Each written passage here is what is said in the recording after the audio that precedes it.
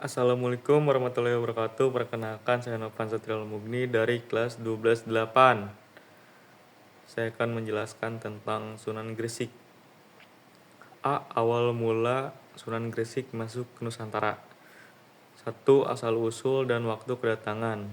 Sunan Gresik atau Maulana Malik Ibrahim dipercaya berasal dari Kasan, sebuah daerah di Persia yang sekarang menjadi negara Iran. Beberapa sumber lain menyebutkan dari Gujarat, India, atau bahkan langsung dari Arab. Perbedaan tersebut wajar karena pada masa itu, para pedagang dan ulama sering berpindah-pindah. Ia diperkirakan tiba di Nusantara pada akhir abad ke-14, tepatnya sekitar tahun 1379 Masehi. Ini berarti ia datang sebelum berdirinya Kesultanan Demak yang berdiri pada 1478 Masehi. Ia adalah perintis dari para Wali Songo. 2. Pendaratan dan strategi. Sunan Gresik tidak langsung menuju pusat kekuasaan Kerajaan Majapahit yang Hindu-Buddha di Trowulan. Sebaliknya, ia memilih untuk mendarat dan menetap di daerah Leran Gresik. Gresik pada saat itu adalah pelabuhan internasional yang ramai dikunjungi pedagang dari berbagai bangsa, termasuk Arab, Persia, India, Cina. Pilihan ini sangat strategis karena sudah ada komunitas Muslim di pelabuhan-pelabuhan seperti Gresik. Sudah terbentuk komunitas pedagang Muslim asing maupun pribumi. Ini memudahkannya untuk memulai dakwah dari lingkungan yang sudah familiar, jauh dari tekanan politik pusat. Dengan tidak langsung menentang pusat kekuasaan Hindu-Buddha, dakwahnya bisa berjalan lebih lancar dan damai. 3. Kondisi sosial masyarakat saat itu. Masyarakat Jawa saat itu berada dalam sistem kasta yang ketat dari agama Hindu. Masyarakat biasa terutama kaum Sudra atau rakyat jelata dan para Candala atau kaum yang terpinggirkan seringkali merasa tertindas oleh sistem ini. Sunan Gresik melihat peluang besar untuk menyebarkan Islam yang mengajarkan persamaan derajat di hadapan Tuhan. Ajaran ini sangat menarik bagi kalangan masyarakat bawah karena selama ini merasa direndahkan. B. Metode-metode dakwah Sunan Gresik.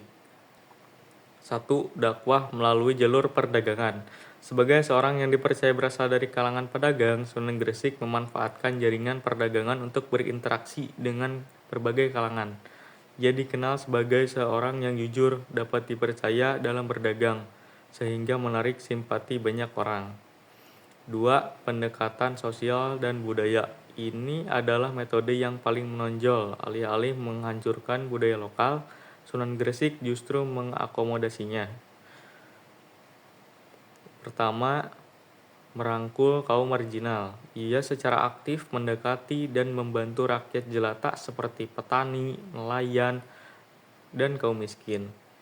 Ia tidak menjaga jarak seperti halnya kaum bangsawan pada masa itu. 2. Menggunakan bahasa lokal. Ia berdakwah menggunakan bahasa lokal yang mudah dipahami, bukan bahasa Arab atau Persia, sehingga pesan-pesan Islam dapat diterima dengan baik. 3. Dakwah melalui pelayanan kesehatan. Sunan Gresik dikenal memiliki keahlian dalam pengobatan. Ia sering mengobati masyarakat secara gratis. Pelayanan sosial ini membuatnya sangat dicintai rakyat melalui hubungan baik yang terbangun saat mengobati. Ia kemudian menyisipkan ajaran-ajaran Islam dengan cara yang halus. 4. Dakwah melalui pertanian.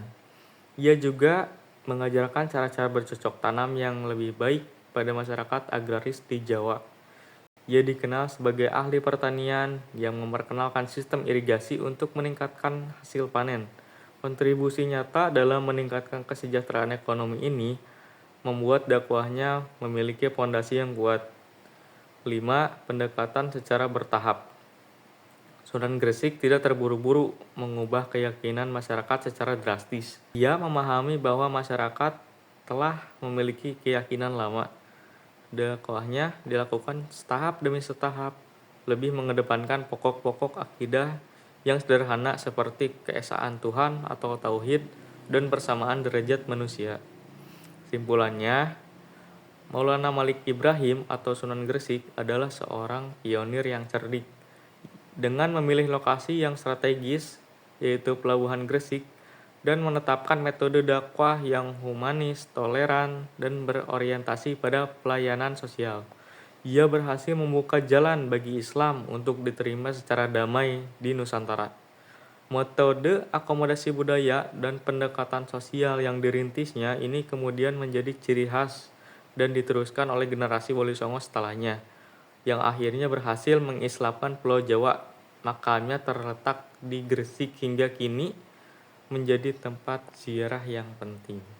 Sekian dari saya. Wassalamualaikum warahmatullahi wabarakatuh.